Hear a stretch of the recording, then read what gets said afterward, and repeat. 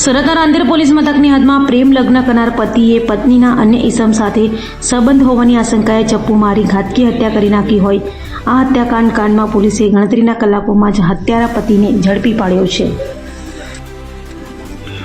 સુરતના રાંદેર પોલીસ સ્ટેશનની હદમાં આવેલા રામનગર વોકે પાસે આજે બપોરે લોહિયાળ ખેલ ખેલાયો હતો। મળતી માહિતી મુજબ બિહારના વતની એવા સરફરાઝ ખાન અને પૂજા કુમારી વચ્ચે 2 વર્ષ પહેલા પ્રેમ સંબંધ બંધાયો હતો। આ પ્રેમ સંબંધ લગ્નમાં પરિણમ્યો હતો અને બંને સુખી જીવન જીવવાની આશા સાથે સુરત રહેવા આવ્યા હતા। જો કે કોને ખબર હતી કે જે પ્રેમ માટે પૂજાએ સંસાર વસાવ્યો હતો એ જ પ્રેમ તેના મૃત્યુનું કારણ બનશે। સરફરાઝે સામાન્ય બોલાચાલીમાં ઉશ્કેરાઈ જઈ પૂજાના છાતીના ભાગે ચપ્પુના ઘા ઝીંકી દઈ હત્યા કરી નાખી હતી। તો બનાવને લઈ પોલીસ સ્થળે દોડી જઈ તપાસ હાથ ધરી ત્વરિત કાર્યવાહી કરતા હત્યારા પતિ સરફરાઝ ખાનને ઝડપી પાડ્યો હતો। તો ઉચ્ચ પોલીસ અધિકારીઓએ પણ ઘટના સ્થળની મુલાકાત લીધી હતી અને એફએસએલની મદદથી પુરાવા એકત્ર કરવાની કામગીરી હાથ ધરી છે।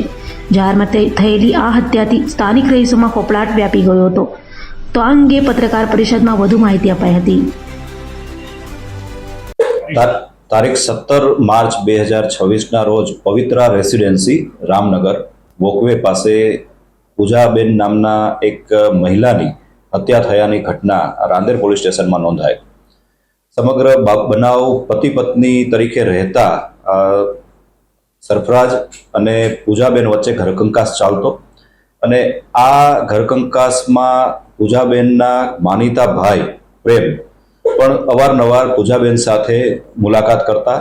આ બાબતની પણ જે આરોપી છે તેને કોઈ પણ કારણસર બાબત ગમતી ના હોય અને તે લઈને પણ અવારનવાર બંને વચ્ચે ઝઘડાઓ થતા। આ ઝઘડાના એક અન્ય સ્વરૂપે તારીખ 17 માર્ચના રોજ ફરિયાદી, મરણ જનાર અને આરોપીની મુલાકાત ઉગત કેનાલ પાસે થયેલ અને બંને વચ્ચે વાતચીત ચાલતી હતી। એ વાતચીત દ્વારા ઉગ્ર સ્વરૂપ ધારણ કરેલું અને ફરિયાદીના સાથે હાજર મરણ જનાર મહિલાના પતિ દ્વારા ઘરમાં વપરાતું ચપ્પુ છાતીના ભાગે મારી અને મહિલાની હત્યા નિપજાવવામાં આવેલ છે। આ ઘટનાની જાણ થતાં રાંદેર પોલીસ સ્ટેશનના પોલીસ ટીમો દ્વારા તુરંત કાર્યવાહી હાથ ધરવામાં આવેલી અને ગણતરીની કલાકોમાં આરોપીની ધરપકડ કરવામાં આવેલ છે।